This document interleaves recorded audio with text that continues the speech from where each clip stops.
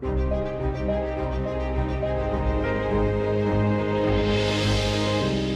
how are things going so far?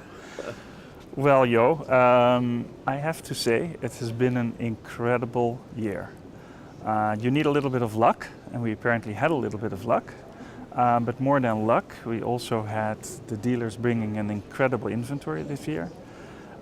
We had a tricky opening, as you know, because we organized it differently. We actually invited less people for the opening, which is always a risk because you don't know whether that will actually work out or not. But for years and years, people were saying it's too crowded. I mean, the dealers were saying that we can't do business.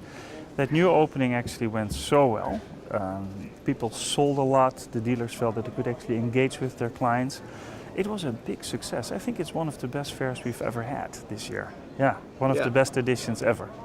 And you organized a survey about the opening. We did about the preview. 79% of the dealers were actually very, very happy with the new opening structure. So that's good. You know, for me, the most important thing is that so many dealers actually filled in the questionnaire, the survey, which means that everybody feels engaged.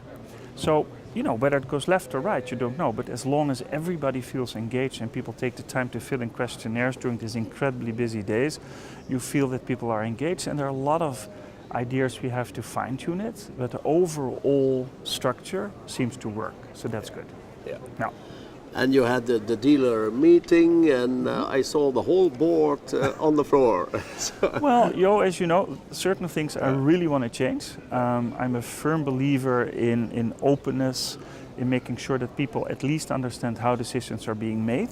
That's also why I changed the dealer meeting, the exhibitors meeting, where usually the chairman would sit on the stage behind the table, as if it were the Politburo, next to the CEO. That has to change. So we had all the board members, and as you know, we changed the board as well. I mean, we have like 40% new members, lots of young people now, and I wanted the whole board to be next to me on stage, on very easy stools, so that we could have like real communication. And I was happy. Yeah, I was happy about the dialogues that took place. What are we going to do in New York now with the two fairs? Well, also there, I think we're making a lot of progress. First of all, the fairs are going well, so that's always good to know. The May fair will either break even financially or we will make profit. It's not that we are after profit, but it's nice to make a little bit of money, because then you can spend the money on other things that we need to do as an organization. Yeah. But what's really important is that we all decided unanimously at the board that we have to be one global organization. And we need to have the same vetting procedures in New York and in Maastricht. We need to have the same allocation committee here and there, that we can coordinate what we're doing. And there were some frustrations within the dealer community that it was not very clear how decisions were made in New York and how they were made over here. Whatever, the clarity needs to be there, and a decision for TEFAF is a decision for TEFAF, whether it's in New York or it's here. And one brand. One brand, one organization, and that's happening. We made some big changes there.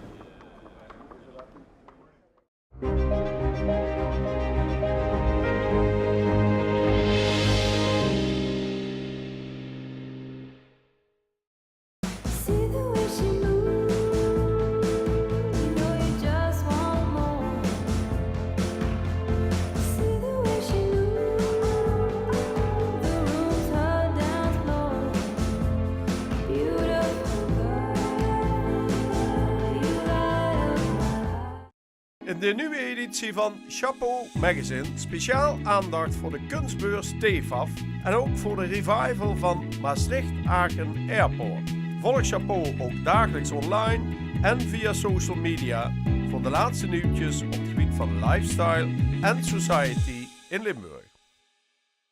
Driven by coal mining until the 1970s, the province of Limburg has once again reinvented itself. It is doing this by connecting regional strengths and focus, and the drive to meet the challenges dominating national and international agendas. Recent figures from CBS TNO show that this focus leads to a significant growth in employment.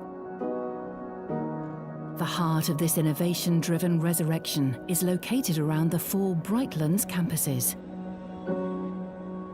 The triple helix that comes together here is the driving force propelling the region forward. Brightland stands for innovation and connecting excellence across boundaries. This is how this region is growing, in optimism, opportunities and prosperity. For the Netherlands, for the world.